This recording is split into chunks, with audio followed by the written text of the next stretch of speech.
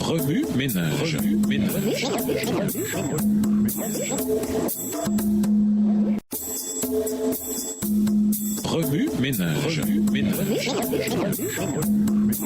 Bienvenue dans votre émission. Remue ménage. Nous voilà à la leçon 4. Abraham, le fidèle donateur. Lisons Hébreux 11, des versets 8 à 19.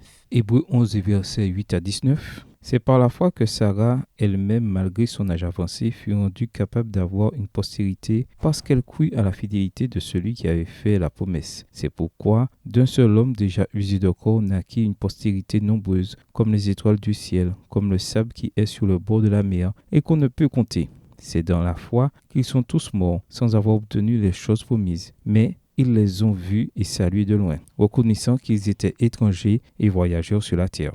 Ceux qui parlent ainsi montrent qu'ils cherchent une patrie. S'ils avaient eu en vue celle d'où ils étaient sortis, ils auraient eu le temps d'y retourner. Verset 16. Mais maintenant, ils en désirent une meilleure, c'est-à-dire une céleste. C'est pourquoi Dieu n'a pas honte d'être appelé leur Dieu, car il leur a préparé une cité. C'est par la foi qu'Abraham offrit Isaac lorsqu'il fut mis à l'épreuve et qu'il offrit son fils unique, lui qui avait reçu les promesses, et à qui il avait été dit, en Isaac sera nommé pour toi une postérité. Il pensait que Dieu est puissant, même pour ressusciter les morts. Aussi le recouvra-t-il par une sorte de résurrection. Introduire un voyage sans retour. Pas facile pour Abraham d'expliquer à sa famille et à ses connaissances pourquoi il partait, en allant dans un lieu où il n'était jamais allé auparavant. Il risquait tout dans cette aventure, sécurité, stabilité, familiarité et prospérité. Si c'était aujourd'hui, il ne pourrait même pas faire une recherche sur Google car Dieu n'avait ni défini ce lieu, ni même nommé.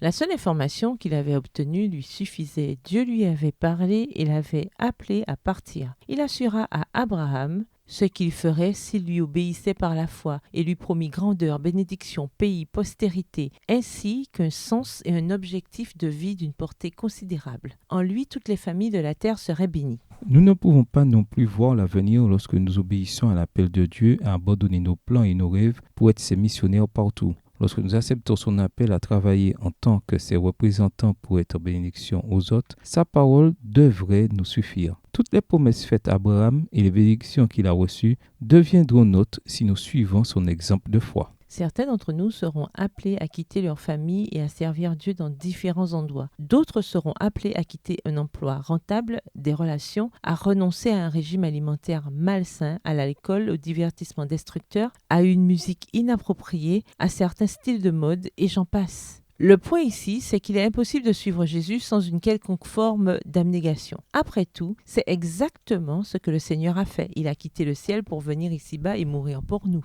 Tout comme les missionnaires de soutien d'aujourd'hui, comme nous le sommes tous, même ceux que l'Église soutient, Abraham savait que son œuvre missionnaire ne serait pas sponsorisée par une institution ou un donateur. C'est Dieu lui-même qui en serait le sponsor. Pour Abraham, il n'en fallait pas plus. Investissant tout ce qu'il avait dans le projet de Dieu, il partit avec tous ses biens, ne laissant rien derrière lui. Il savait qu'il ne reviendrait jamais. C'était un voyage sans retour, un aller simple, comme cela devrait toujours être le cas pour nos périples spirituels avec Dieu. Remue ménage, écrivez Hébreux 11 et versets 8 à 19 à partir de la version biblique de votre choix. Si vous êtes pressé, écrivez Hébreux 11 versets 17 et 18. Vous pouvez également réécrire le passage avec vos propres mots, tracer les grandes lignes du chapitre ou en faire une carte heuristique. Au revoir. Et à demain si Dieu veut.